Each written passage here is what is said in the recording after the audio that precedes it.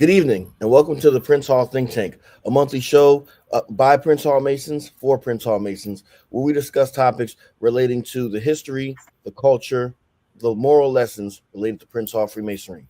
My name is James R. Morgan III, and I am a proud past master of Corinthian Lodge number 18, which operates under the auspices of the Most Worshipful Prince Hall Grand Lodge of the District of Columbia, where I have the honor and pleasure of serving as the Worshipful Grand Historian and Archivist under the leadership and direction of the Honorable Glenn N. Ruffin, who is our most worshipful Grand Master. Before we begin, I must highlight that the views and opinions expressed here this evening in no way, shape, or form represent the views and opinions of the lodges, Grand Lodges, and other affiliated Masonic organizations, which myself and the other guests here tonight hold membership. With that being said, I want to introduce to you this evening, first starting off with our regular panelists. Start off with Brother Dave Gillarm. All right. Good evening, everyone. My name is Past Master, Brother Dave Gillarm. I'm a past master at Mount Pisgah Lodge number 53, located in Columbus, Georgia, where Dwight Gadsden serves as our worshipful master. And I also had the pleasure of serving as the worshipful grand historian for the most worshipful Prince Hall Grand Lodge of Georgia, where the Honorable Primus T. James serves as our most worshipful grand master. It's always a pleasure being here and looking forward to tonight's show. Excellent. And if Brother Damian Jack would be so kind. Good evening, all. I'm Brother Damian Jack, proud past master of Paul Drayton Lodge number 7 here in Charlotte, North Carolina, where worshipful Brother Sidney Thomas serves as our worshipful master. Our lodge is a constituent lodge under the auspices of the most worshipful Prince Hall Grand Lodge of North Carolina, where the Honorable Daniel L. D.T. Thompson serves as our 24th most worshipful Grand Master, where I have the honor and pleasure of serving as the worshipful Grand Orator. Also, because of tonight, and you see the hat that I wear, I am also honorary member of Adelphic Union Lodge number 14 under the auspices of the most worshipful Prince Hall Grand Lodge of New York. So had to represent this evening.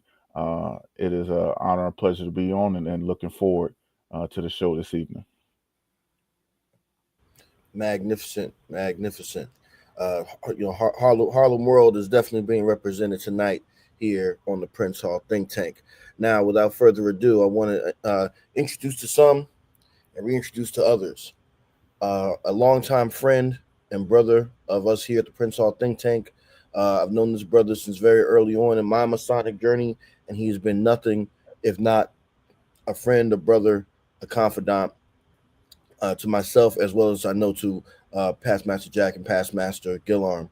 Right Worshipful Kevin Wardally serves as a proud past master of the aforementioned Adelphic Union Lodge number 14. And he has worked and labored many years in his Grand Lodge in various stations, and now holds the position and title of the Right Worshipful Senior Grand Warden for the jurisdiction of the state of New York. He is a proud Harlem native. He is a father, and he is a bucket of wisdom of not only Masonic history, but Masonic ritual. And when I think of Prince Hall Freemasonry in New York, there are only maybe one or two names that I think can that come to mind before his name, but those are folks who have gone on to glory. I mean, Brother Wardally is really a living legend in my eyes, and we're here to celebrate him this evening as he has published his first book. And y'all know how much we love books around here at the Prince Hall Tank. So with that being said, let me give the floor to Right Worshipful Kevin P. Wardally. What's going on, my brother? How are you this evening? Good evening, brothers. I'm always good to be with you, brothers. And I just want to shout out the conservative, the 60th most worshipful Grand Master, conservative of the craft of the state of New York, most worshipful Darren M. Morton, my Grand Master, and my worshipful master, Nigel Phillip of Adelphic Union Lodge number 14. But I love you, brothers, and love being with you as always. And I'm honored to be here with you, and I thank you for the opportunity. And I hope I won't let you down. Magnificent. So this evening we're here again to talk about your book. Can you let us know what's the title of it? What caused you to write this book, and just give us just a brief introduction to it. There it is. Right here. Look at that. In the dark. The book is called In the Dark as Well as in the Light, a collection of Masonic essays, thoughts, and reflections by Kevin P. Wardally, and is available on Amazon and Lulu just by searching my name, Kevin Wardally. The book is really a collection of curated collection of thoughts, essays, important things that I felt needed to be shared with the craft, and from my 20 years of being a member, and really because Masonry changes lives, and it changed mine in so many profound ways. And I looked at the conversations I had with brothers in so many ways over the years, and as many of the same topics kept coming up and coming up and coming up, and I would write short articles here and there for Phylaxis, for Working Tools magazine, Sentinel, other groups here and there. What I decided to do was to take all those thoughts, all those lectures, essays, and things I was doing in lodges and put them in one place as a historical record to share with not only with my jurisdiction, with anybody who feels that Masonry changes their lives or could change their lives as well, and to provide a resource. I also wanted to provide a resource that brothers could take to help get themselves prepared to be hopefully a better Mason and apply Masonry into their lives in very practical ways. I've always tell my guys, Masonry is wide and deep, right? You can study history in Masonry. You can study organizational and social activism in Masonry. You can be into esoterics in Masonry. You can study lots of different aspects. You can become, and me, I'm very much a practical Mason. I like to teach things that brothers can use. I'm not so much into the esoteric. I kind of leave that for others. But I believe that we can be a better organization. I believe in the history of our organization. It's what gets me up in the morning. And so I wanted to impart that to those who are with me, ahead of me, following me, etc. And so this was a 5-year sojourn to follow in the footsteps of you, Brother Morgan, and my good brother Damon Jack, who's 27 books down and 15 more to go. I mean, I got a whole shelf of Damon Jack books in my house, and one day when he's back in New York, I'm gonna get him to sign them all. I'm gonna get him to sit in my living room and sign them all because I got them all. Absolutely. And I fundamentally believe we need more Prince Hall authors. And I know Brother Gilliam is working on something, and I can't wait till that comes out. Because you guys to me have been an inspiration to me. And I know that our institution needs more. We need more Prince Hall writers. I encourage every brother listening to this, if you care about this thing, there's no bad ideas, no bad questions, right? Do some research, put it on paper, submit it to Phylaxis, submit it to your local magazine that your jurisdiction puts out. We gotta keep writing. We gotta keep writing. We gotta keep researching. We gotta keep putting it out there. It's not enough to have this stuff in your head or in your Dropbox or wherever you keep it. We gotta keep sharing this stuff. I think it's important. Right on. I completely agree with you, my brother. And I think that, and then thank you for that compliment. One of the things that I think that's important about the idea of writing and publishing is really getting the kind of the how-to and the mechanics out the way, as well as talking about the content. So if you can just kind of walk us through, I understand you kind of touched on the fact that you compiled these previously written works or what have you and added some things in, but can you kind of just walk us through a little bit of the mindset that kind of got you to the point of saying page 1, design the cover, just kind of walk us through a little bit of that. Absolutely. And to be honest with you, I learned an awful lot about this process. And I've got to thank you, James, and I got to thank Damien Jack. I sat down we were at United Supreme Council last year, right? Was it last year? Yeah. Mm-hmm. We were at United Supreme Council last year, and Dame and I were hanging out, and I literally just sat him down and I peppered him with questions. Who do you use to publish? How do you, just asking a million questions about how he was getting his books done, how he got it done, et cetera, et cetera, et cetera. And it really helped me really decide to pull the trigger and move forward. And really, so what happened was I read everything I could find on writing and publishing a book. I cannot lie. I must have read about 50 articles on it, and then had conversations with amongst informed brethren like yourselves. And then, you know, I put the articles all together, and then one of your lodge brothers, who's in my lodge, well, one of your chapter brothers, James and Damien, who was in my lodge, Professor Andre McKenzie, Doc, who is a member of Adelphi Union. He's edited, he edited a book for Charles Wesley. He's edited many, many books. And so I sat down and had a conversation with him, and I told him what my vision was. And he agreed to be the editor of the book for me, although he didn't want me to put his name in it, but he's in there. I made sure to put him in there. I put everything together in the order in which I wanted it, and I sent it to him. And he took a few weeks to go through and edit it for me and give me a bunch of thoughts and things on how to help clarity and things he thought it should be one way or another way. It was a great process. I learned an awful lot through that process. And then when he sent it back to me, I actually went on Fiverr, the website Fiverr, and I hired a designer who had experience working with Amazon KDP and other electronic publishing companies online, so that he could take the Word document that I had basically and format it perfectly into a system that I could use on Lulu, that I could use on KDP, that I could use on a few other systems that book publishers that Damien had suggested to me. And it was only a few bucks. It was like $60, $70 to get them to format it for digital production. Alexis designed the cover and the back for me.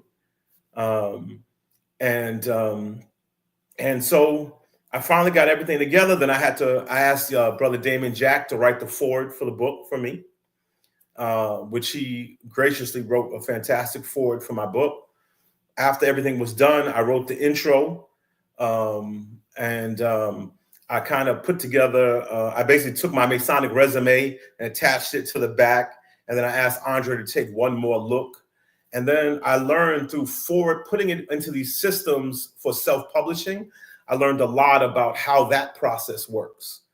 And the first place I published was Lulu.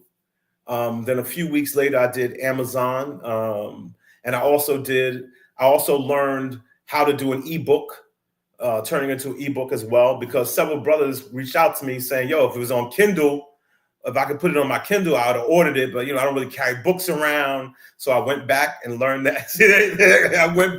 I learned that processes, and then I created a Kindle ebook and put it on there as well, so brothers could download it there. So it was truly a learning process. And in fact, it's funny, you get addicted to these things after a while. I learned so much about it that now Andre and I are actually working on a Masonic leadership manual, right? How to lead lodges, how to get folks interested, things. So like, I'll explain my own process. So like, whenever I have a friend or somebody who comes to me about Masonry and asks me questions, I sit down with them, I talk to them about it, but I also have a list of about 13 different articles, things about Masonry. What's a little bit of history, a little bit of organizational information, and I'll send them one or two articles. I email them one or two articles at a time and tell them, send me back your thoughts, right? And let's have a discussion about your thoughts and what you're learning about Masonry. And it usually takes a few months for me to send them all the materials, ask them for their thoughts, send it back. And so, because I want to make sure somebody understands exactly what they're getting themselves into before they join this thing of ours, and try to give them as much information in advance. And so I started thinking about how you do that, and then how that translates into then bringing a person in and all the things that you do to bring a person in correctly. And then once they're in, what's their experience like, right? And so some of that I covered in the book, but in this other book that Andre and I are now starting to work on, it's all about getting someone interested, bringing them in, right? Now that they're in, what are they getting? How do you give them what they need to get to be a well-rounded Mason? And then as they move their way up through the line, what leadership things they need to understand about parliamentary procedures, about trestle boards, right? About stewardships, right? About how to write a budget, right? About how to move them. one of the things I hate in the world is you get into a meeting and somebody gets up and goes, "I make a motion." Like that's not a thing, right? So how that parliamentary procedure in Masonry works, right? How to write a good report, right? All those things. So we're starting to pull that all together, and we're actually I think we're at 301 pages right now, and we still have several things that we want to add to it. But I learned a lot through putting together this book, how to do the next one. So I think that's a long answer to say it was a labor of love, and I learned an awful lot about it, about that process, thanks to some of you brothers on here, and some of it trial and error, and trying to make it clear. Awesome. Were there any books that you look to for kind of or other sources? I know you mentioned myself and Damien, but that you look to for kind of guidance and how to go about this process? Yeah, I looked at an awful lot of books. I looked at Ezekiel's book on the history of Prince Hall Masonry in New York State. Ezekiel, you mean Ezekiel Bay? Yes, Ezekiel Bay's book. I looked at Inside Prince Hall by David Gray, who, although he's lost his way, that book is actually not a bad book. Of course, I looked at everything Walks wrote. I looked at a lot of what Alton Roundtree has written on Masonry. I looked at some stuff by Michael Pohl. I looked at Before I Digress by Jim Tressner. I looked at Observing the Craft by Andrew Hamer. I looked at a lot of different folks to draw inspiration. Because like you brothers here, we all have extensive Masonic libraries. And so I kind of looked at the 20 or so books that I really, really like on Masonry. Observant Craft. There's another book by this brother out of the Grand Lodge of New York about resurging lodges. I can't remember the name of it off the top of my head. I'm looking at the cover, black and white cover. But I use his book as well. I looked at a bunch of books. I really did. And although I didn't follow any of their models exactly, it helped me think about what kind of model I wanted to use and what kinds of things I wanted to put in my book. And many of the stuff in my book came through discussions that I had with Prince Hall Masons all across the country, right? Whether it was, one of the articles in my book is called A Modern Day Prince Hall Project, right? It's where I advocate to brothers across the country who are Prince Hall Masons that one of the things we need to do right now, not tomorrow, not 6 weeks, not a year from now, is we need to go take our phones, put them on a tripod, and go to the homes of the oldest members in our lodges with a set of questions that are pretty much the same, and ask those questions and get those answers, right? Because we're losing so many older brothers who are the history of our institution in the craft, and just in New York, and I can only speak for New York specifically, but in the last 10 years, we've lost hundreds and hundreds of years of Masonic knowledge, experience, and know-how. And what we have is piecemeal stories. We need to record these brothers.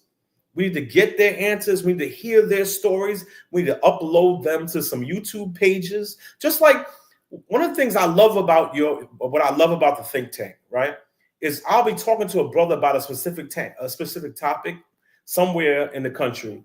And I remember something that you guys did on one of the shows, and I'll go to your think tank page and send them the show. Like, I'll send them the link to the show and say, check this out. This is the kind of stuff I was talking about.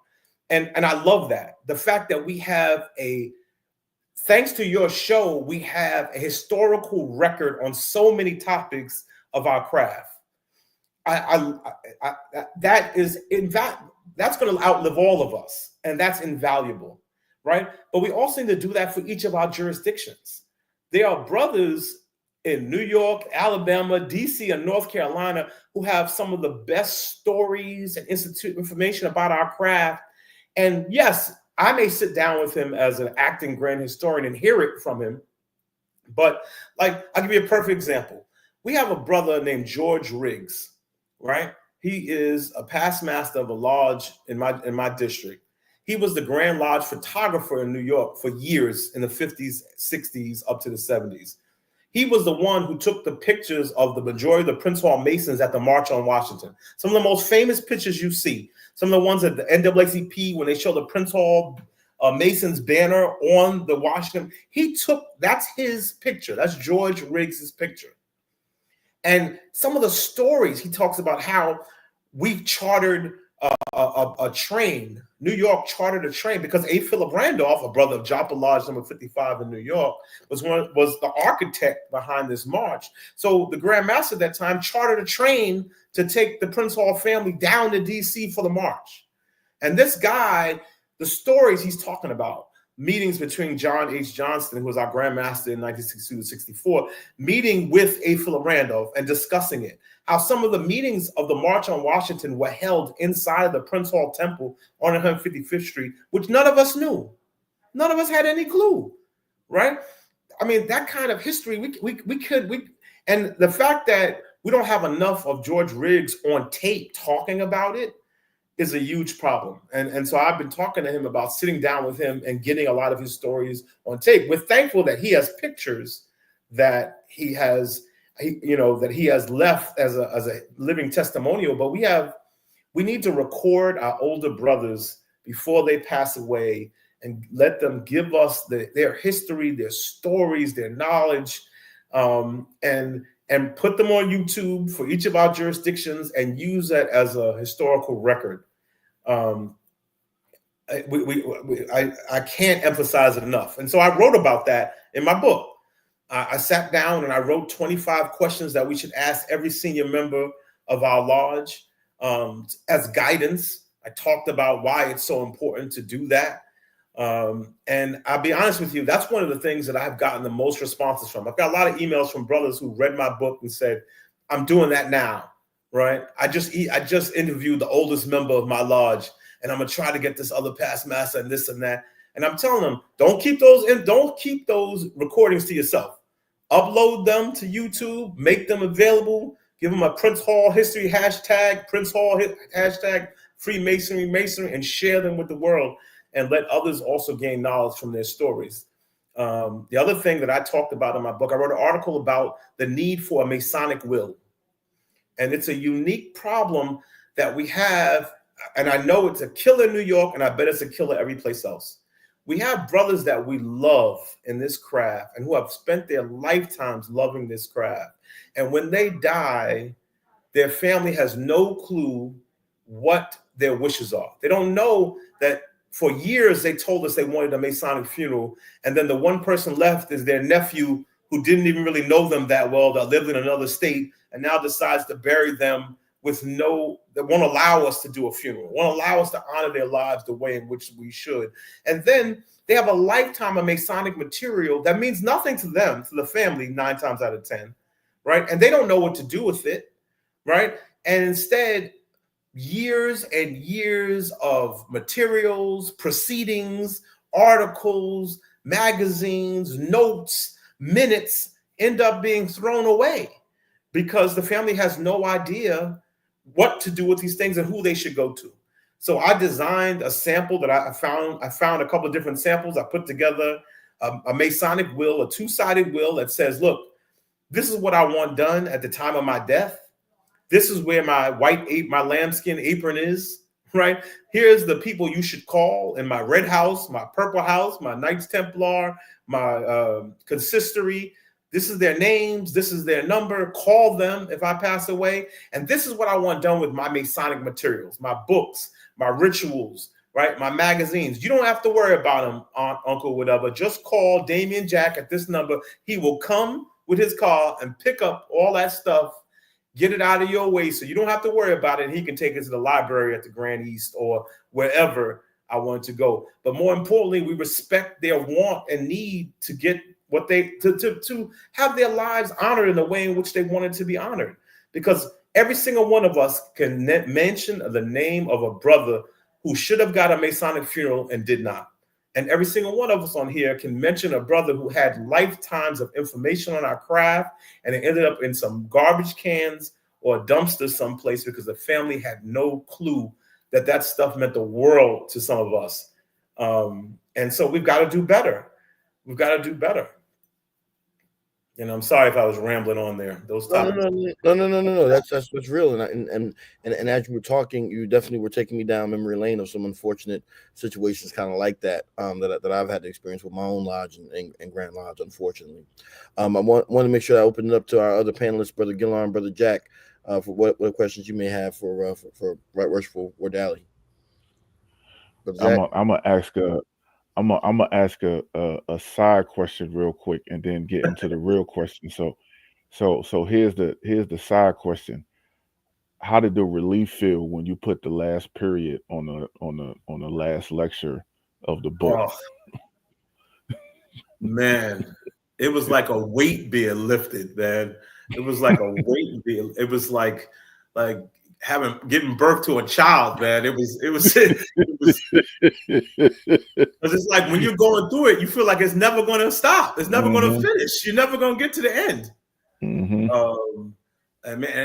I thought of you, James, a lot, man, because your book was massive and you had 8,000 like notes on it. I was like, man, bro, I was like, it was a real relief. It was a real relief. And man, I remember seeing it on Amazon and Lulu for the first time, searching my name. Man, it was surreal. It was surreal. It's like I almost didn't believe it, to tell the truth. But it was a good feeling because I knew that I felt like some people would get some out of it. I really did. And I knew that, look, it's going to outlive me. So that's a blessing in of itself.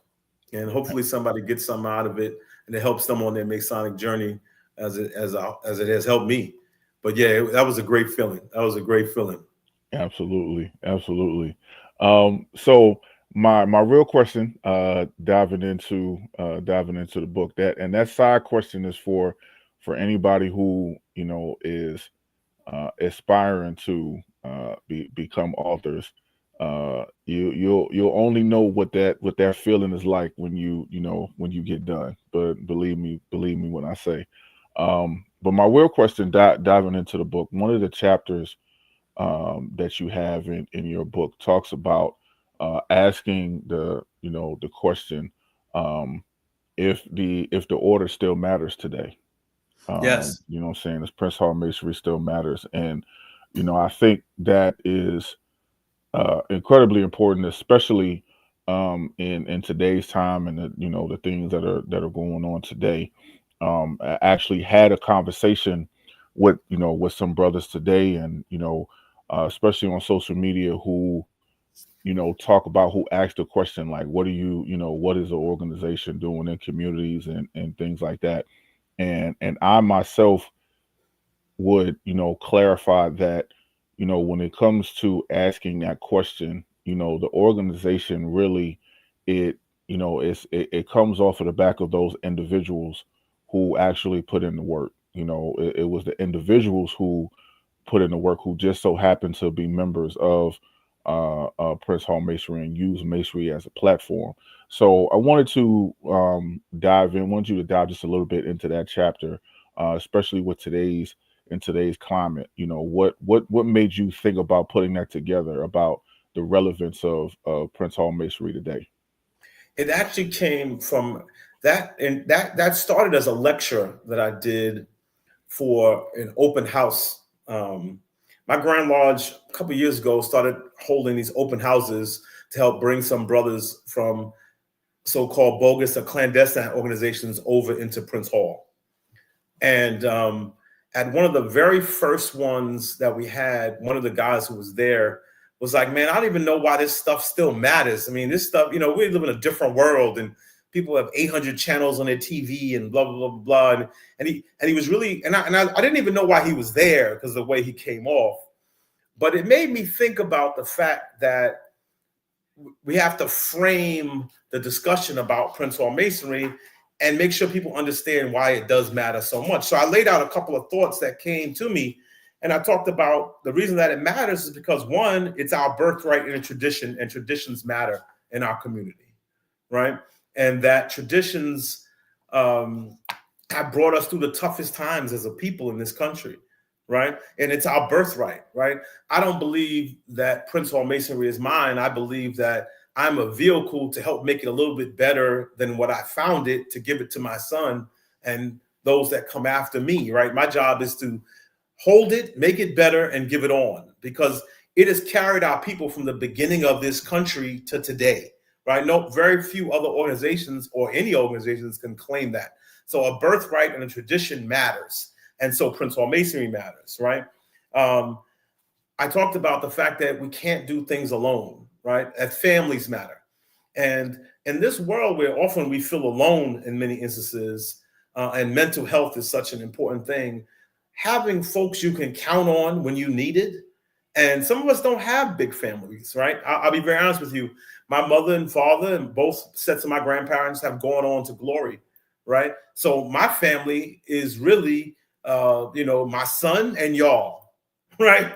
But that matters, right? Families matter. Having that love, like we had a brother who we've had brothers in my lodge pass away, and we've had to bury them, right? We've had brothers who have suffered incredible things, and we've come together as a lodge to be there for my brothers, right? One of my brothers just had a death in his family last week, and brothers went into their pockets, went into their, stop whatever they were doing to be there for that brother. Families matter. So Prince Hall Masonry matters, because Prince Hall Masonry gives you a new family, both PHA and FAM, to be a part of this institution, right?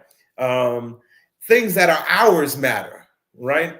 No shade to so-called mainstream or other grand lodges, right? But this is ours. This is uniquely our tradition, uniquely our progenitor, our community, our thing, right? Yes, we are part of the greater collection of regular masonry in the world, but Prince Hall Masonry is unique because of Thurgood Marshall, is unique because of A. Philip Randolph, right? It's unique because of Sugar Ray Robinson. It's unique because now I've fallen in love with Wesley Dobbs and his writings, thanks to James Morgan, right? Right? It's ours, right? And things that are ours matter, right? It's also important because men need safe places to bond and grow, right? Prince Hall Masonry gives you a safe space. I try to explain this to brothers in my lodge. If you do not write reports, let's say you're a garbage man, right? And you don't write reports at your job, but it's a skill you need or want to have, then come to your lodge and write a report here. And yes, it may not be perfect, but we'll help you get better at it, right? Learn to write a budget here, right? You don't public speak at your job, learn to public speak here, right? The ritual will help you do that, right? Presenting to your lodge, doing a lecture in your lodge matters, right? This is a safe space. You know that no one is going to criticize you here if something is off in your lecture, right? In fact, we're going to encourage you. We're going to tell you how you can be better, give you the tools, give you the sample budget, give you the sample report so that you can hone up and get your skills up to the level you want. It's a safe place to bond, right? Look, we're going to eat a meal together. We're going to both talk about how both our girlfriends is a pain and our kids are ungrateful, right? That stuff matters. Having a place where we can be together as Black men and know that other Black men care, right? That we can bond and that we can grow together is hugely important. There aren't many of those places, and Prince Hall Masonry is one, right? Also, another reason that Prince Hall Masonry matters is because we're not separate from the community. We are the community. And sometimes we forget that, or sometimes people try to make us forget that. We do, and we don't do as great a job of this as I wish we did. We do extraordinary things in the community, in our lodges and our chapters. And COVID was a perfect example of that, right? If you looked at Prince Hall Mason, Eastern Stars, and lodges during that COVID period, we were everywhere. We were giving out PPE. We were delivering food to hospitals, to nurses. We were visiting, we were doing letters for senior center homes. I mean, some of the things that people in the craft were doing across the country to help lift this country, our neighborhoods, our communities was extraordinary, extraordinary. And very few things were actually written about it. And I wish we could have honed in on that more. And we don't do as good a job of that as we should. If you look in each of our jurisdictions, I know there are people doing great work every week, every month in our communities, because we are those communities. We live there. We're from there. That's who we are. And that's another reason why Prince Hall Masonry matters, right? And sometimes we forget that it's a connection to our ancestors, right? And that our history matters. And when we remember that history matters, of course, Prince Hall Masonry is what matters, right? He was our first social activist, right? To many. He was our first abolitionist, right? He was our first lobbyist, right? He was the first person to go to the legislature and do written petitions versus slavery that we have any record of, right? That is important. That has a place, and it's another yet important reason why Prince Hall Masonry matters. And so I wrote that piece because I wanted to speak to that brother's comments and also lay the groundwork so folks never forget. There's so many reasons why this institution matters, and here's just a few. And I laid out those 6 or 7 things and used some examples to denote them. And I put that in the book so brothers could also, hopefully add on to them, but at least have those to begin with. That's powerful. And now my last question, well, at least for now, because I know Dave is itching to get on. But being a caretaker of the craft, that hits home for me, especially during this year. 2025 has been a devastating year, where we have lost a lot of our Masonic pillars. Yes, and sir. it's gotten to the point where we have transitioned from looking up to our Masonic pillars to becoming those Masonic pillars. And now it is up to us to take care of what, like you said, our ancestors have been taken care of for years. That torch has been passed, and now it's time for us to take care of the craft and protect the organization as they have. May not be in the same manner, but it is time for us to take on that mantle. So speak to us, in your in your mind, what being a caretaker of the craft is and should be. And this also came from a lecture that I did for Black History Month for a lodge out in Long Island, right? This concept came to me because I wanted to illustrate just where Prince Hall Masonry was in, like, we don't say the sentence, Prince Hall Masonry is one of, if not the oldest organization on people of color in this country. We don't say that sentence enough. I don't, and when we do, I don't think folks quite understand it. So what it started with a graph, right? So I designed a graph that it's funny, I put it in the book, right? And it's like a tree where Prince Hall Masonry is at the root.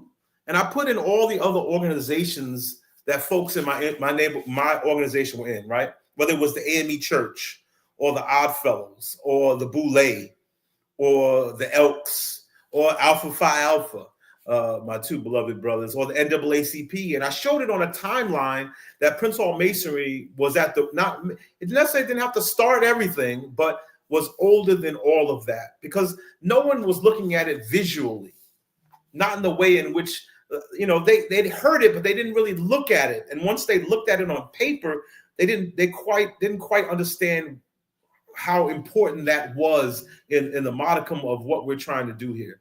And then I also wanted to point out people in different aspects of life, right? Whether it was Lewis Hayden, right? Or Octavius V. Cato, right? Or Ralph Metcalf, who was Olympic gold medalist, right? And co-founder of the Congressional Black Caucus, or the first Black mayor in the state of New York, who was a Prince Hall Mason, who wasn't Dave Dinkins, right? Who was the mayor of Mount Vernon, right? And was a member of a lodge in Mount Vernon, right? I wanted them to get a sense about who Harry Williamson was, or that one of the largest funerals in the history of Harlem was a brother of Hiram Lodge number 4, the jazz musician William C. Handy. When he passed away, 2,000 Masons marched down 7th Avenue in their black gloves, in their black suits and aprons. And it's one of the most famous pictures of Masonry that they show in Harlem, but nobody knew that was Handy's funeral. They had no clue. I had to go find the original Jet magazine, the Jet magazine that highlighted Handy's life, and showed that picture on 7th Avenue with all those hundreds and thousands of Masons was for W.C. Handy. And so I wanted them to understand just how important this institution was in the scheme of our entire community. And to say, we as a Masons of today, because you're right, we're the senior citizens of the craft now. Right? We are, right? Those who preceded us have either gone to glory, many of them, or they don't have the ability to do the things that they once did. And that's just the reality, because time waits for none of us, right? So that I wanted to inspire our generation and those who are coming after us to pick up the mantle and do better, right? Because as I looked at each of one of these folks' lives, and I use it, I said it in a lecture, I say it to the brothers all the time, right? These folks were dealing with real, like, we struggle just to get up and go to work every day and be good Masons. These folks were dealing with real racism, right? These folks were dealing with their houses being attacked, right? They were dealing with inability with Jim Crow, right? Thurgood Marshall was almost killed a dozen times doing work for Legal Defense Fund, right? And all we have to do is go to work, and we can't put it together to be good Masons. Like, that's insane. It's insane that we don't do better. And I actually talk about it in the article. I literally say, it is, and I'm going to read from it just for a second, and I apologize, right? It is not by accident that almost every significant person in the struggle of our people in this country were Prince Hall Masons. Look how each of them was a pioneer in more than one aspect of their lives. They were teachers and abolitionists, lawyers, leaders, pastors, comedians, gold medal athletes, and Congress members. And yet we complain about so many little things today. How did they do so much with so little? And how do we today do so little with so much? Each brother was a pioneer in more than one aspect of their life. And yet today we struggle just to go to work and be good Masons. Brothers, I dare say we know better, so we must do better. We must draw upon their inspiration, their example, and lead our lodges, our churches, our organizations, and thus our communities. Prince Hall Masonry is the solution. And because I wanted brothers to look, if you look at their lives, you know we're not doing enough, that we can do more. And we have, and this institution, living our whole time here from 1770 whatever to today, right, that's our gift to our children. That we're responsible for giving them something better than what we received. So we've got to do everything we can to make it better and then hand it to them, knowing that we gave them a better product than we received, so we can continue to serve all the people and the communities from which we come from better than it served us. That's the goal. And that's why I use the term. Some brothers have not liked the fact that I say caretaker, right? But I like that. I like that term, because I feel like you've got to look at us on a whole tree of time, right? We're just a part. This is our period to be leaders of the craft. But there were many before us, and God willing, there'll be many after us. And so we have to do our part in this time to prepare those who come after us and draw inspiration from those who came before us. I fundamentally believe that. And I wanted to inspire that into brothers who read the book, who read the book, and use these brothers as inspiration for that. Deacon Gillarm, can you get the collection? Absolutely. We say this all the time on the show that none of us have all been in the same room at the same time, and we all usually on the same page all the time. And tonight is no exception at all. And the reason why I said it, because my question comes. So if you could have seen my phone right now, it's literally open to chapter 6. And the Modern Day History Project. Because a couple years ago, during the administration of past Grandmaster Corey Shackelford Sr., he wanted to interview every living past Grandmaster, past Grand Patron, and past Grand Matron. And we were able to make that happen, to get all of them in one room together and interview all of them. It was an amazing time. But I guess the question I have is about you said your worship master started the Masonic Meals on Wheels program. Yes. That was. So how did that make? What was your impression? What do you take from that? Or what was the brothers that you went to go see that maybe hadn't attended meetings in X amount of years? How did that program benefit them and you all? Well, let me tell you, they swear it benefited them, and we feel it only benefited us. That we had about 3 widows, and we had about 4 brothers who had not been in our lodge in like 20 years.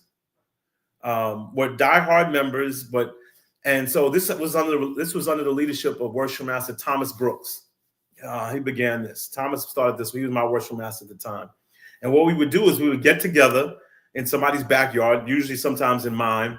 We grill up a bunch of food, and we would put some stuff together and break up. You go east, you go west, you go north, you go south, and we go to particular parts of like Jersey and parts of either Long Island, Queens, the Bronx, and we go to these older brothers' houses. And Brooks was the first person to record 2 of the older brothers who had not been in our lodge, had not sat in lodge because of sickness for 20 years. Brother Chester Pinckney, Brother Carlton Foster. And man, it was so powerful to hear their stories of Adelphi Union. And they were so thankful that the brothers still cared about them, that they were still thought of, that they were still, like we would go with food, right? And half the times when we got there, and we would prearrange the visits so that their wives or something would know we were coming, so we wouldn't, surprise them 100% or they weren't feeling well or something like that. We would show up with our food for them. They'd literally take our food and put it in the fridge, and they had a whole spread set up for us when we got there. It was unbelievable. Like, we came to bring you something and sit with you, and man, it was like they were beyond thankful, and we were learning from them, and they were just like, I can't believe my lodge still remembers me, right? My lodge still loves me. And Brooks was the first one to tape Chester Pinckney and Carlton Foster, and he got them right before they passed away too. It was a real blessing, man. These brothers were older and very fragile, but man, the stories they told, man, and we have them. Well, Brooks has them because I actually don't have those videotapes, but were amazing, man. Talking about how Adelphi Union used to like rent buses and take kids to like places to get away for the summer, right? Used to take buses of kids from Harlem to ride Plainland. Right, things like that, like things that we've never even thought of doing, that I never even heard that we did. And he talked about baskets and things they would take to all the widows in our jurisdiction at Christmas, Thanksgiving, on the birthday of the brothers who, the men who had passed away, so that they would never forget that they were always part of our family, even if the brother had passed on. And he was just, and they would spew information for until they basically got so tired they had to go lay down. It was an incredible experience. And even the widows were incredible too. They would talk about how the lodge used to pay for a bus to Atlantic City and they would go down, and they'd have these stories about how fancy the balls were and the scholarship money they would give the kids and stuff. And man, it helped inspire us in a real way. And it's something that I ask other lodges and stuff to do all the time. And some lodges do an excellent job at it. I know Beacon Light in my jurisdiction, they have an honorary past grandmaster who's in a nursing home, and they visit that brother really regularly. And you can see the happiness in his face when they go. And that's inspiration enough for me to try to get others to participate in that as well. It's a powerful program. I suggest all lodges do it if they can. And I talk about it in the book too. It's you got to do it. You got to do it. And when you combine that with recording them, right, you get two birds with one stone. Right? One, you do what you're supposed to do as Masons to take care of our own. But two, you also get to record that history and share it with the brothers who couldn't be there and the brothers who follow you, right? And that will be an inspiration for us to do better when we listen to how we once did and what we once did, right? Maybe Atlantic City is not what we do now, but it'll give us inspiration to do something else. And that's has value. That's awesome. And the other thing, it's more of a statement, but it goes along with what you just talked about as well, about preparing the will. Yeah. So while I was at the Amistad Research Center in Louisiana, I found basically the last right requests, or basically a will from past Grandmaster John Wesley Dobbs. Oh man. Yes, and it was, and I can send it to you as well. It is very detailed. He even goes into how long the funeral can last. And he said it can only last 1 hour, which also goes to, something else. He wanted certain songs to be sung, which broke down youth, manhood, and old age. Everything that he had, it was broken down. Even who was taking care of his body. Wow. Which was another past master from Sandersonville. So it was very important, and that he felt it was important then. We talk about the late 50s, early 60s, to ensure that his wishes were recorded. And then you emphasize that furthermore with in your book about having a Masonic will. So I don't know if you want to expound on that even more about how important that is, but that was definitely eye-opening for me to see that he saw it important then to write down his last wishes. But yeah, we have to do that, man. We have to. I've been a huge proponent of it, and it's really because of personal experience, right? We've had brothers pass away in this jurisdiction. Look, we have a brother all of you know well here who passed away, Ludwig Hall, right? Passed away a couple months ago, and all of it, we did have a Masonic funeral. We had a fantastic Masonic funeral for him. But you know as well as I do that Ludwig Hall had a lifetime treasure trove of documents, of writings. I mean, he had a book he was working on, right? That I would die to get my hands on. Like I would do anything to get my hands on. And all the books and writings. I mean, the guy was, you know him. Literally, if any of us wrote something on Facebook, right, and didn't tell the full story, in the notes under our Facebook comment would be Ludwig with a whole piece, an attachment with an article. It was crazy. It was crazy. But I loved it. Right? Where's all that material? Right? Like where there, it's somewhere, right? And the fact that it's not in our Grand Lodge library or with the historian or wherever, that's a huge loss to the craft. Huge loss to the craft. I remember when I first I had written some about Sam Battle. I had found out about, who was the first African American police officer in New York, and literally 5 seconds after I posted it on Facebook, he posted a picture of Sam Battle in an apron and gloves. Told me about how he was in Mount Olive #2, but like it gave me a whole rundown. Like, and this was like years ago, but it was like And then it allowed me to do additional research on him. And I found a lot of other houses and things he belonged to. I mean, it was just incredible. But it literally was Ludwig that opened my eyes to that. And I was just looking at him as a historical figure at the time. I didn't know his Masonic background, but it was Ludwig who opened me up my eyes to that. And man, we have to write this stuff down. We have to. Where are our books going? Right? Where are our notes going? Right? Where is this stuff going? And if we don't write it down, we put ourselves in a position where we allow other people to make a decision on behalf of sometimes our life's work. Right? And we have to look at it that way. We really have to look at it that way. If we care about this stuff as much as we do, and we know that we do, because we spend our free time, we spend our money, we spend our brain, we spend holidays away from family. We care about it. We want to share it with the world. We should not let the last thing that's done with the thing that mattered so much to us be up in the air. And that's just the truth. We write it down and give several copies to several different people. Don't just leave it with one, right? Don't just leave it with one. Give it to your family, give it to your lodge, give it to your friend on the side. I don't care. Give it to everybody, but don't let your last wishes with something that's meant so much to you be known. Be known and make the decisions for yourself. Cool beans. My last question to you.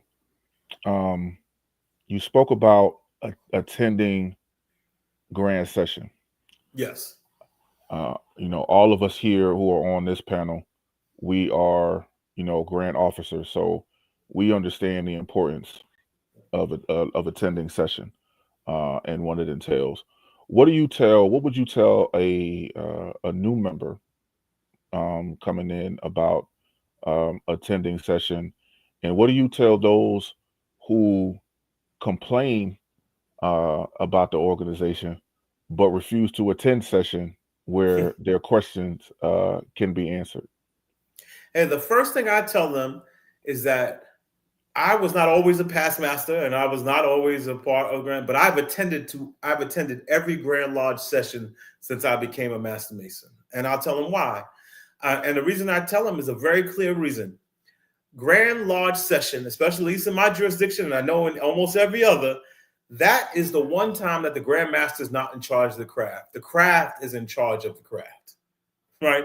And as a consequence, that's where decisions get made that will affect you all the rest of your Masonic life and the rest of your Masonic year, right? You get a chance to ask questions. You get a chance to put things on the floor. You get a chance to debate the things that come before it. You get a chance to fight for things you care about. My lodge fought for years to put the Holy Quran and the Abagida on the altar along with the Holy Bible. And that battle happens at Grand Session, right? It didn't happen anyplace else. At Grand Session, we went to Grand Lodge and said, we have Muslim members in our lodge, right? We have Jewish members in our lodge. We have a very diverse lodge in the Delphi Union, and we want to be respectful of their faiths as well. We're not saying take the Bible off by any stretch of the imagination, but we fought for that for years in my lodge. The other thing we fought for 3 years in my lodge was to move to email communications, right? And we had to do that at Grand Session. And they shot us down the first couple of times that we did it. And we eventually won it. If you want change in your jurisdiction, change happens at Grand Lodge Session, right? That's where the policy making happens. And I tell them, before you become an elected officer and has votes, go so you understand how it works, right? Because sometimes you don't want to go and learn on the back end. You want to learn on the front end. Go, learn, ask questions, participate in the discussions, right? Understand what the Committee on Works and Lectures is actually doing, reporting what their recommendations are that will affect the ritual of the craft moving forward, and debate them, talk about them, right? go before you're an officer, and so that by the time when you are junior warden, senior warden, worshipful master, and past master, and have votes, you understand how to use those votes in a way that helps the craft in the way in which you want, right? You want to change the Constitution. How do you do that, right? You do that at Grand Lodge session, and you need 7 other Master Masons to sign. And in my jurisdiction, you need 7 other Master Masons to sign a resolution stating why you want to change it, what change you want to make. And you got to have some brothers who are going to stand up with you with that change. You learn to negotiate with other brothers. You learn to build consensus. You learn to argue your points, and you learn to bring real change if you think change needs to happen in your jurisdiction. Grand Lodge session is hugely important, and it annoys the hell out of me when brothers complain. Some of the best complaining brothers are brothers who are past masters or large officers, and they don't go, and then they complain about something that happened there when they could have been there. I had a brother argue about something that got voted on in session while he was hanging in the hallway outside of Grand Lodge session. Bro, you were right here. Stop talking, take your butt inside and argue the point, right? What are you do? What are we doing here? And it's also something, and I know this is going to be controversial for a second. I know it's also something that the younger brothers don't understand. The older brothers will sit their butts in Grand Lodge session all day to get something passed that they want in that craft. We'll go outside and have conversations in the hallway. We'll go mess with some raffle tickets, try to talk to some women, whatever. Those old brothers will sit in that Grand Lodge session till the thing they want comes up, and they'll line up their votes, and they'll have their guys ready to go, and something will go, and all the younger brothers will be like, oh, how did that happen? Because they sat their butts in that session and got their votes and built their consensus and made sure that that particular thing that they wanted to happen happened. And we should learn from that, because so many of us have the ability to do the same thing. And the craft is getting younger. The craft is getting significantly younger in our age range, right? It aren't as many of those older brothers. So when we want to bring change or move the craft forward, we have the votes to do it if we're smart, organized, and focused. And that's one of the reasons why Grand Lodge session is so important. And that's why I put that article in the book, because I wanted them to get a sense of what happens there that affects them and what they could get out of it. And look, I get it. Sometimes you don't feel like it's connected to you in the way in which you want, but it is. And you have to understand that. And that's really why I wrote about it. And I know that was like a real minuscule kind of thing. And not everybody would get that particular piece, that particular chapter in the book. But I want these brothers to be full participants in this institution of ours.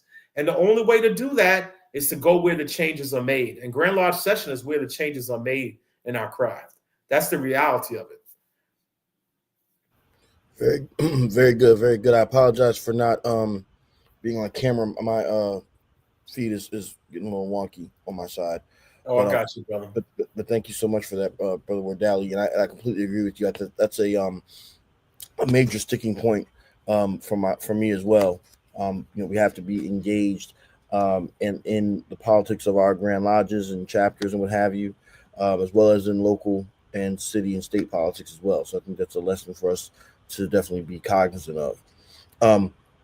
We're gonna start to transition over to audience questions, and so our first one comes from Brother Milton Valentine, Sir Valentine. He says, Brother Morgan, I want that shirt, my brother. And I'm sorry, Brother Valentine, you can't have this shirt. But the ironic thing is, I bought this shirt at Eastern Regional Convention. For those who don't know, we're both brothers of Alpha Phi Alpha. So you were there in the building when I bought this shirt. So no excuse. You could have bought one yourself. But on a serious note, Brother Valentine, would like to know from you, Brother Wardally, what would you tell our young and newly raised brothers in the way to start their journey in Masonry? Well, that's a good question. And I actually wrote an article about that. That's in the book. Gotta buy the book, which, by the way, I'm sorry, Brother Wardally, we did drop the link, and I'll drop it in there again. But we did drop the link in the chat, so please make sure that you are going to support Right Worshipful Wardally with his book. But I dropped it in the chat. and we will make sure to drop it again. And there it is as well. All right. Yes, sir. Go ahead. And so the reality is, I wrote an article called "So I Am a Master Mason, Now What?" Right, and what that is really is because the truth of the matter is, once you get to that 3rd degree and you become a Master Mason, now all of a sudden we can't hold certain things over your head anymore. Right, we can't force you. There's no suitable proficiency for the Master Masons. Right, so the next step is, you got to do this on your own. Right, so when you're a new Master Mason, the things I would say is, one, read good books, and start with the things that matter, whether it's the constitution of your jurisdiction, the bylaws of your jurisdiction. Get your ritual down, especially starting with the opening or closing, right? If you have a protocol manual in your jurisdiction, right? We have a protocol manual in our jurisdiction. Get that down too, right? Understand why you do what you do, right? What order certain things happen, right? Get that protocol manual so you understand why your jurisdiction does what they do, right? And then there are key books that I think you should just read, right? You should read Prince Hall, Life and Legacy. I believe that, right? You should read Stations and Places by Henry Meacham, right? You should read The Crafts and Its Symbols by Alan Roberts, right? I believe you should read Robert's Rules of Order, the Masonic edition by Michael Pohl, right? I believe you should read Black Square and Compass, right? Observing the Craft by Hamer. I put a list of books that I think you should start with. And of course, that's not the full list by any stretch of the imagination, but you got to start somewhere. So the first thing I think you have to do is you got to read good books, right? And then after you read your books, you got to know your landmarks, right? I think you have to know about the landmarks of Masonry. You've got to understand how that helps shape our institution. You have to travel.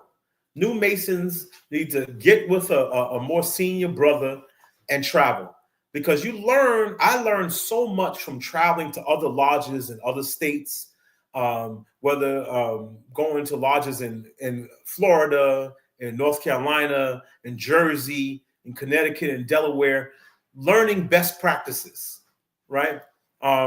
You learn best practices by visiting other lodges, seeing how they do things, and thinking, well, maybe that might work in my lodge, right?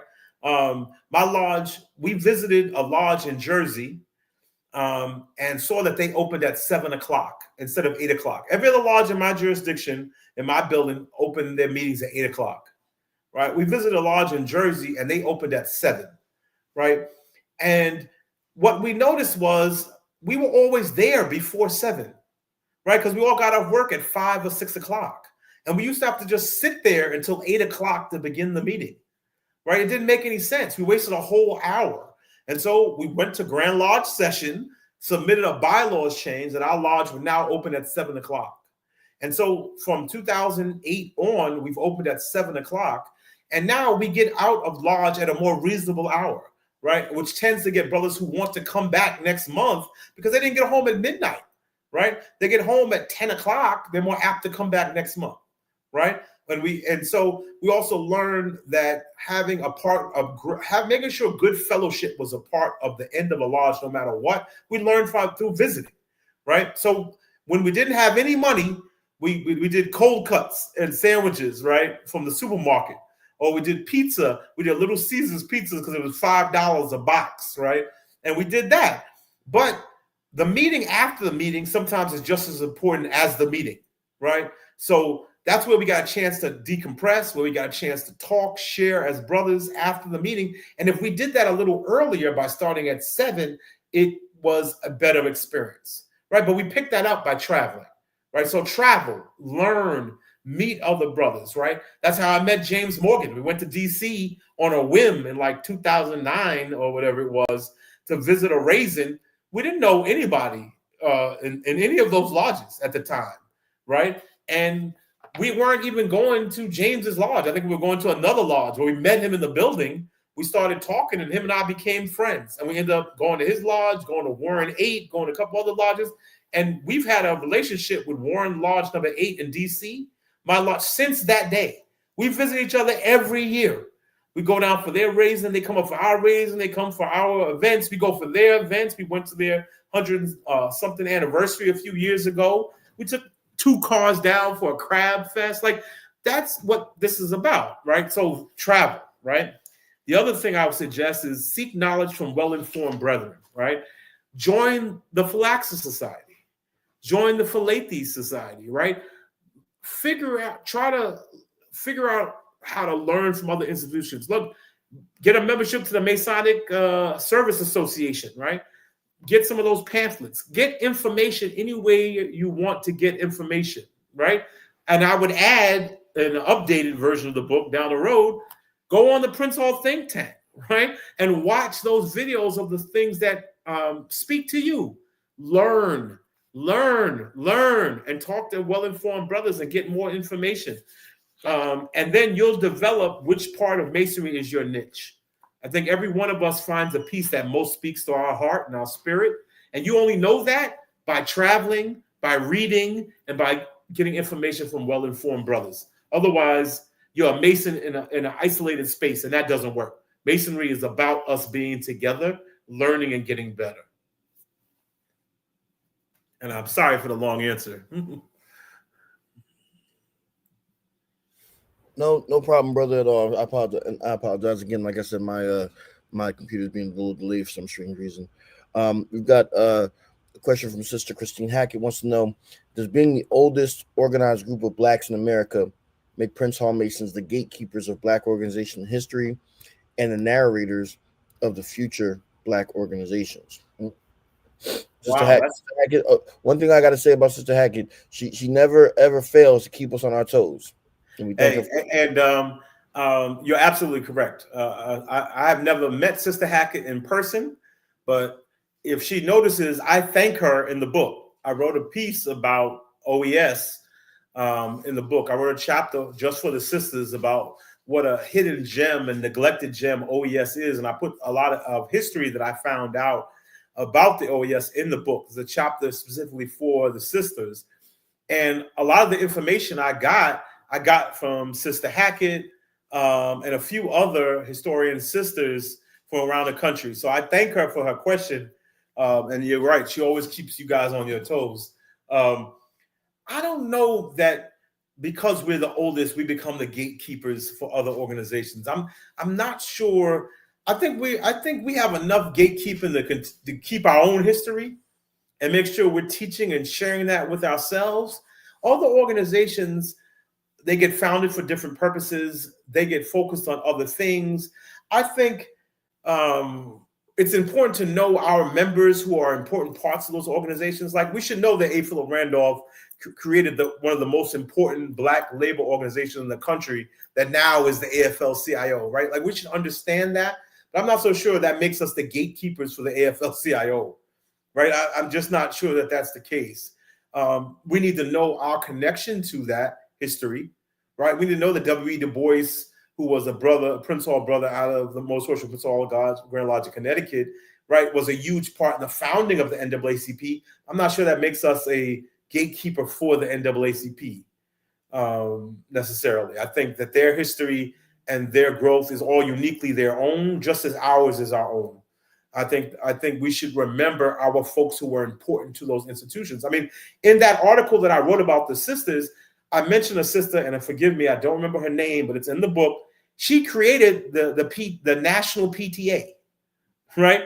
It was just for her area at first, and she expanded it nationally, right? Yeah. So should we know her name and know that she created the national PTA? Absolutely.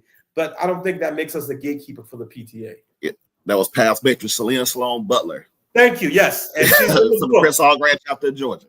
Yes, sir. Yes, sir. Yes, sir. See, yeah. So I don't think we're the gatekeepers of others. I think we have enough problem and enough work to do to be gatekeepers of our own.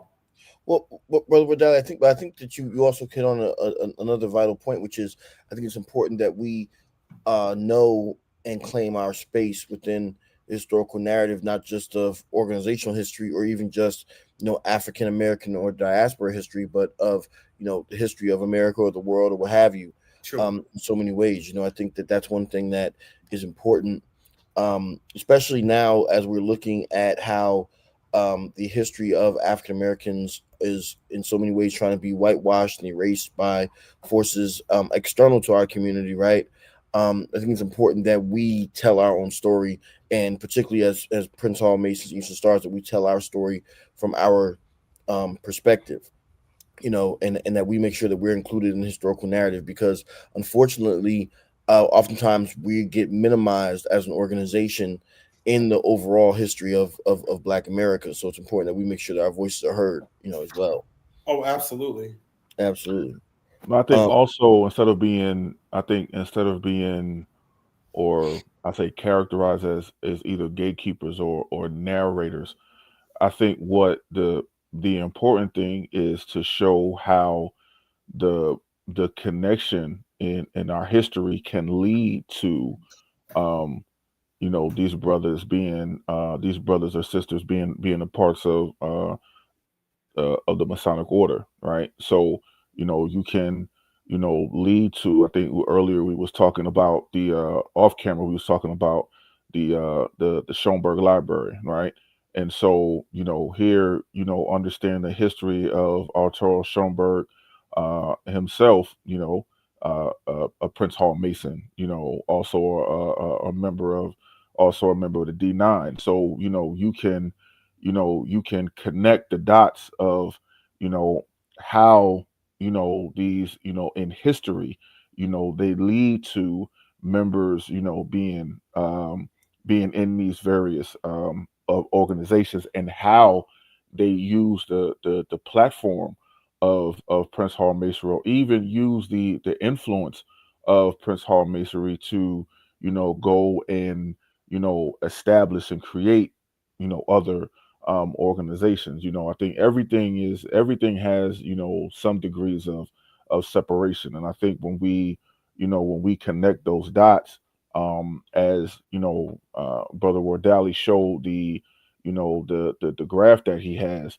We can show that some of that when it comes to the grassroots, it goes back to. So And I did a graph for the sisters too, because they're Eastern Star is one of the oldest organizations amongst the amongst folks as well, right? You look at that. You look at the National Council of Negro Women, right? National Association of Negro Business and Professional Women's Club, right? You look at National Association of Colored Women's Clubs, right, which founded 25 years after the OES, right? And I'm sure, and I want to salute you, brothers, for doing an OES Prince Hall think tank that you guys are coming next month. And one of the sisters I know they're going to highlight is past matron Mary Morris Burnett Talbot out of Buffalo, right? Who was the founder, right, of the Buffalo chapter of the Phyllis Wheatley Club of Colored Women, right? Who the NAACP was organized in her in her kitchen, in her house, right?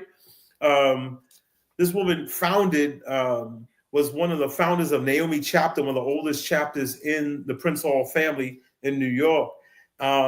She gave the meeting in 1905, hosted by her and her husband, gave birth to the Niagara Movement, which led to the formation of the NAACP. Where's Wardally? You can't be giving away everything for the next episode. I'm sorry, I didn't know that was the next episode. You can't be giving everything. You didn't tell me that was the next episode. I apologize. Hey, but he was excited. He was excited. David was saying, and we've got to, and look, I know those sisters are going to kill it, and I know they're going to highlight some fantastic women who folks won't even know anything about. So that's going to be fantastic. But tying that with these organizations that we're talking about, I think that's important to tie us so folks understand just the length and breadth of Prince Hall Masonry and Eastern Stardom in this country. Sounds good. And I think our last question coming in from the audience chat this evening is coming from Ivan Rivera, who says, "Peace. Given that everyone on the board are authors, I would love to hear your thoughts in regards to using AI tools and software as part of the writing process." We have a guest, so I'm gonna let you go first, right? Where's Wardally, but I definitely have some thoughts on that. I'll be honest with you. It's funny. Before we had started, I had just admitted to the brothers that I am not the most technical person. I am just learning how to use Chat GPT.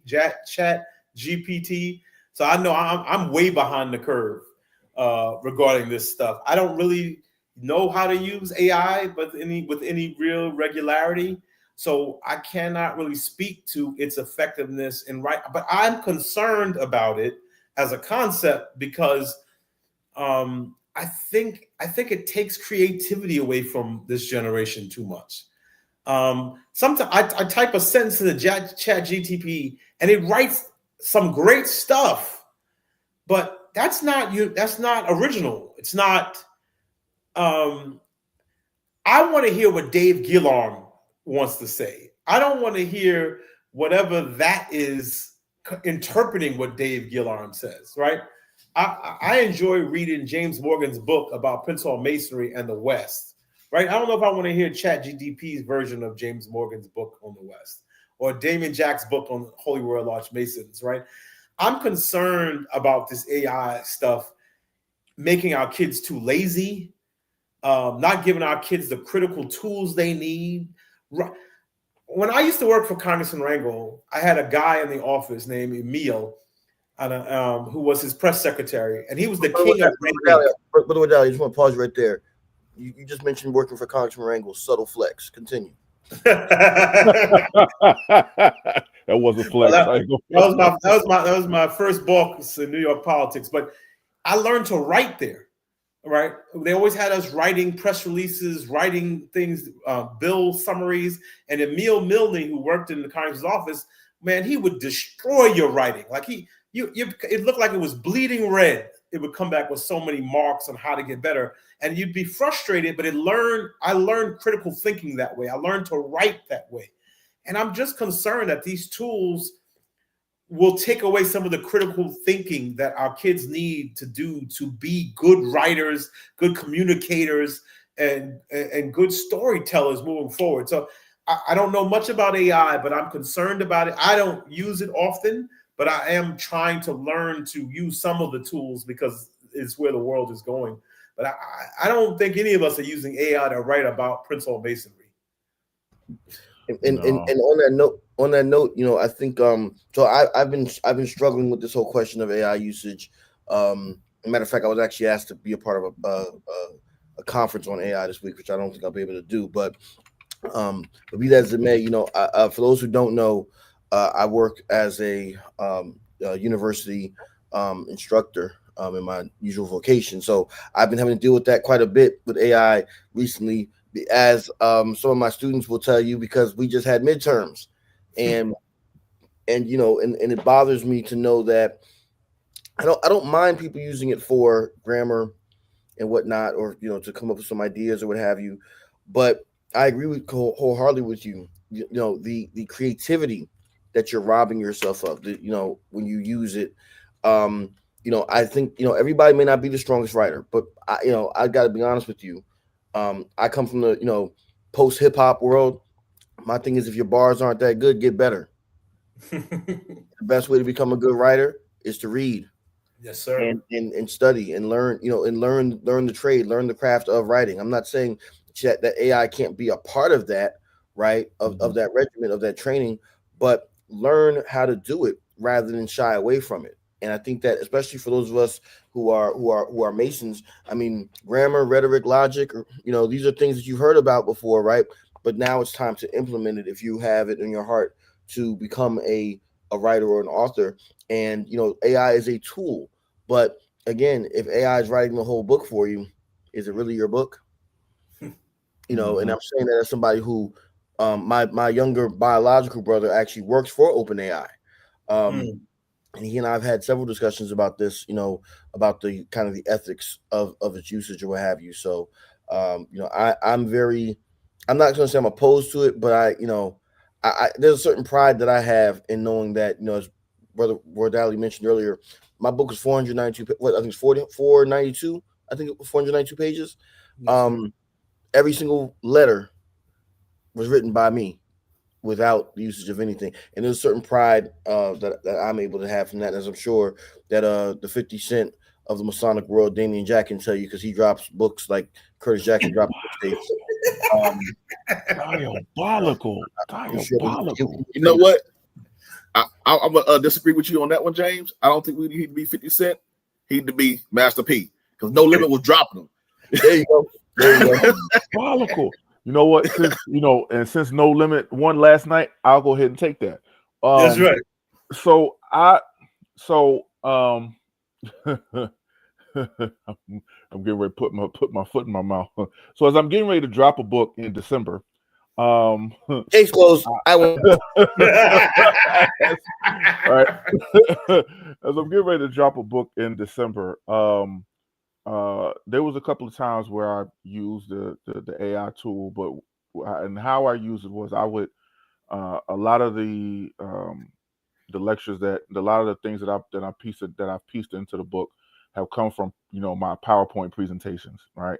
So writing it out, and I'm like, okay, how does this sound? And so there's a couple of times where I've placed that that entire paragraph and say, okay, renovate this, just renovate it and see how how it would look. And so when those are my words, but I'm still renovating it just so it can sound proper, but then I not necessarily proper, but like look, read better, come out better. And so when I did that, I actually took some wise counsel from my wife, because she said, be careful doing that, because for two reasons. Number one, as it is being put together, you don't know what sources that is being pulled from. Number one. And secondly, once you put that out into the air, it's out there. And so now when someone asks a question similar to yours, now they can be pulling from you, and they're not that person not realizing that they're pulling from you, and so they're taking something from you without permission. So with that, I stopped using it altogether. I use AI for certain other things, but I stopped using it as far as that's concerned, because like James said, my words are mine, and how I put it together, like you said, and you want to hear me. Like, you don't want to just put a question in there, they write a whole thing, and then now you're putting it out as if you wrote it. So yeah, I think that AI could be should be, like I said, it should be a tool. It should not be your safety net. I'll put it that way. And go with that. Me and Dr. Collins, Prince Hall Think Tank panelist emeritus, Dr. Ken Collins. We were talking about this some years ago. I think we were looking at a book that appeared to have been written by AI.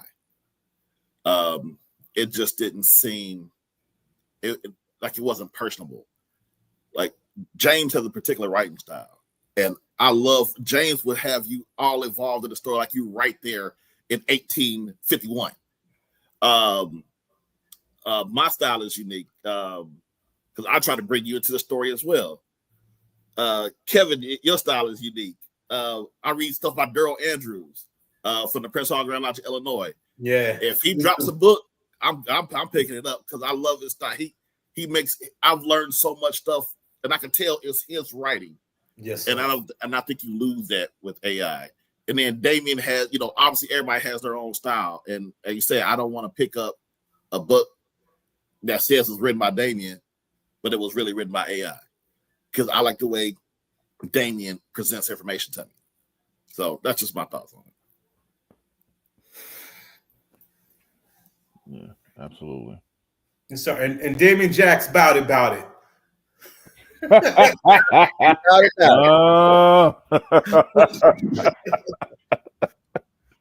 All right, sounds good. Sounds good. So once again, everyone, the name of the book is In Darkness as in the Light by Right Worshipful Kevin P. Wardally, Please make sure that you go and get that. The link is in the chat, and I'm dropping it again right here for those of you all who are looking for it. Please make sure that you go and get that and support this brother. He has been laboring for many years in the craft, and this is his one of the many services that he's providing to us as brothers and sisters. So please make sure that you support him. With that being said, we'll start off closing thoughts. Brother Wardally, if you would please help us get ready to close out. Yes, sir. I want to just thank you, brothers in Prince Hall Think Tank, for continuing to be the resources that you are to this Prince Hall world that we live in. Thank you for being my brothers and friends and inspirations to me. And I want to thank everybody who's listening to this. I hope you do pick up the book because I hope you get something from it. And but I want to encourage you to write. I want to encourage you to keep reading and learning. Get all the books from these brothers on here. Continue to read, learn, write, share, and I'm with them. Let's shy away from AI. Let's hear your voice. And it's not going to look. My writing isn't perfect by any stretch of the imagination, and I don't pretend that it is. And I use a very conversational style in my writing. Because like Damien, I do a lot of presentations. And so I write the way I speak. And some people don't like that. But that's okay. That's me, right? You develop yours and share it with us. It has value and it adds to the world of Prince Hall Masonry. And that's what's important. So do it. Thank you for listening to me. I hope you got something from it. And I hope you feel up to picking up the book. And I was honored to write a foreword for Damien's first book. And I thank him for writing the foreword for my first book. Sounds good, Brother Jack. Yes, sir. So as always, we want to our brother, Right Works for Wardally. Thank you for being on, my friend. You know how we do when we get together, man. So it's always a pleasure to be around a fellow Harlemite. Again, thank you for that opportunity. And actually, I have to, thank James for the connection. I went to James and asked him who would be a good person to do an intro for one of my books, Keys to Leadership, and he gave me your name. And as soon as I reached out, it was nothing, and we built a great friendship from there. So it is my honor and pleasure to return the favor. Matter of fact, he didn't even ask. Like soon as he said it, I said, "Hey, if you need somebody," he's like, "Well, I was getting ready to call you." Done deal. So to my friend, thank you, love you, and Love you, it's always a pleasure to be around you. To the audience, as always, want to thank you for the greatest gift that you could ever give, which is your time, which is something that you cannot get back. A couple of things, and actually for this first one, I want to take my hat off for this. I would like to dedicate this show to Brother Mark good, Alexander. yes, sir, to a good brother and friend who passed away this morning. Past Master Mark Alexander of Sons of Kings Lodge, number 123, Most Worshipful Prince Hall Grand Lodge in New York. We just had lunch Tuesday, and we were talking about some things in masonry and personally, and as it says, we never know, right? You never know. So I want to give dedicate this to him. Spread love to his family, to his wife, to his sons, to the brothers of Sons of Kings, to the jurisdiction of New York. He's been here in Charlotte for a little over a year, and we embraced him. We love him. We'll definitely miss him. So also, I want to, as this month is getting ready to wind down, I want to give a shout out to all breast cancer and domestic violence survivors. I have on my Ramesses shirt right now because give a shout out to the daughters of Ramesses Court. number 78, Oasis of Charlotte, Desmond, North Carolina, who today gave an outstanding event called the Survivor Story, where they had different speakers come in and talked about their process with breast cancer and domestic violence, and how they are survivors. As we know, both of those are Awareness Month this month, in the month of October. So to all breast cancer survivors, to all domestic violence survivors, my love to you, love to you all. Thank you again. Thank you for another great episode. Looking forward to next month, and we'll see you soon. God bless. All right, sounds good. And we definitely thank you for that, and we definitely send our prayers and condolences to the family of brother past master Mark Alexander. For sure. I also want to lift up the name of Worshipful Ronald Durrett of Ionic Lodge number 17 here in the District of Columbia. Good brother and friend of mine. Some of you all may have known him as Ronnie Love on Facebook, who passed away. Past Master Durrett and I actually served as worshipful masters together my second year in 2016, and he passed away as well about a week and a half ago. And so he was funeralized this week. So we just, as Right Worshipful Wardally said before, we know not the day nor the hour, and that's why it's important to write your thoughts down to make sure that the minutes of your lodges and chapters are being preserved properly, but also your thoughts, your views, the lessons that you've learned. And we're glad that he's leading us by example. And he's actually inspiring me to get back to, because I had a similar idea some years ago to write a similar type of book of my own, essays and things. So maybe I need to take some of that advice myself. But with that being said, we want to thank everyone out there in the Prince Hall Think Tank universe for spending time with us this evening. We look forward to seeing you all again next month. Hey, and, we know. Hey, James. I know you don't like the Knicks, but you're forgetting about Dave, man. Dave there's the other guy. Oh yeah. What's his name again? Oh yeah. I won't get into violence today, y'all. Hey, you trying to do me like Hot Boys did Turk?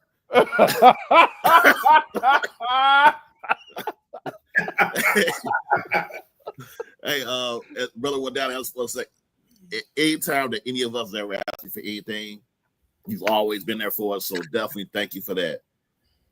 We know it. We always had a great relationship. We never met face to face. Anytime, anything, man, you always been right there. So I definitely appreciate that. Also, prayers out to the family of past Master Mark Alexander. That was out of all things I expected to hear today, that was not one of them. No, sir. No. And pray for the jurisdiction of New York, because we are not okay. Yeah. For